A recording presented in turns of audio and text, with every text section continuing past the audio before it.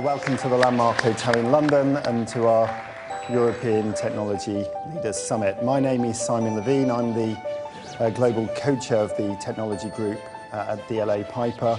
We hope you enjoy today. We thought today would be a great way of bringing people in the technology sector together. I'm delighted to be asked to open this conference, and I know just how hard Simon and his team have worked in putting this together, and it's very clear to me from seeing all you out there that you can see the value of it. We have convened the European Technology Leaders Summit to explore the current European business environment and growth opportunities in what is, at the very least, a challenging market.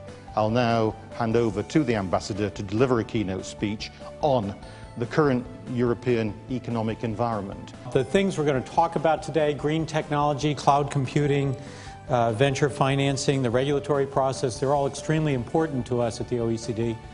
And we try to build them into our ideas about the new economy and where we should be going. Welcome to our session on digital channels and social media and the impact it's having on business today. We talk a lot about cloud computing, but I think the big opportunity and issue is going to be big data, and how are we going to treat all that data. And we now have an opportunity to actually go further and promote innovation by putting balanced regulation in place. That one protects you but also promotes innovation and really getting into models moving forward. Going online, it's there, it's a utility, and the new generation are using it unlike anything before.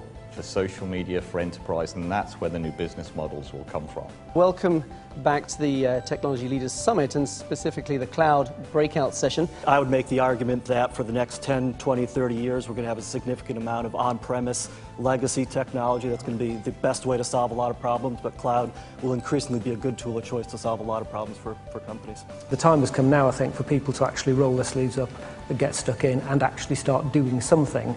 And even if that's a small pilot, or a simple prototype, or a case study, or some kind of proof of concept, it's very, very easy. One of the great beauties of cloud is it really lends itself very easily to actually doing something with it straight away now. G-Cloud has to exist because the way that the public sector is forced to procure is just not compatible with procuring on-demand services. So that's a great breakthrough, and I think all credit to the Cabinet Office for making it happen. The quote that I heard earlier on the social media session, which was actually listen to your customer, right? Right. Look where your customer is and then try to go there. And I think one thing we try to do is to understand, what cloud offering are we talking about? Are we talking to a cloud provider? That's a different story than talking to a customer that is trying to build an internal cloud. This one is something I've been looking forward to actually all day. It's about emerging markets, and we've already had quite a lot of talk about emerging markets today, including in our technology index. In which areas do you think European businesses have key advantages when we're looking to get out to emerging markets? Well, I think in terms of technology, my view would be it's quite often difficult to compete locally with organisations that are competing on price, but actually if Europeans with their brand actually can compete on higher end technology, that's the area where I think they can have an edge. That there really is a very important, dynamic, growing market in these areas that we have to begin to address, and it kind of starts with that mental shift. Anybody from the outside looking in saw key advantages that going with European technology was actually had a much lower cost of ownership because it was open and allowed a lot more competition into it. So I think that's one area I think where Europe has had a strength in enabling these open ecosystems. I think there's a huge amount more that the government can be doing to work with Chinese companies that are looking to inward invest into Europe.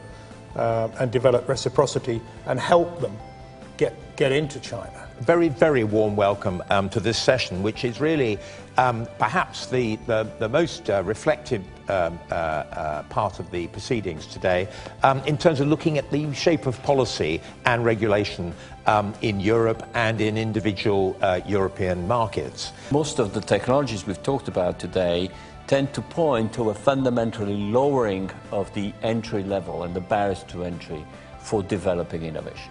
Sometimes the balance is a little bit too much going into the direction of consumer protection, which is, I think, a very good example from a European perspective of responsible entrepreneurship. But on the other hand, if we look at it from a global perspective, we may run the risk by applying such stringent rules that we actually end up in a competitive disadvantaged position with our own industry. The government has sort of said we've got to look to the future. We have got to make sure the infrastructure is there, and that degree of political courage will be required.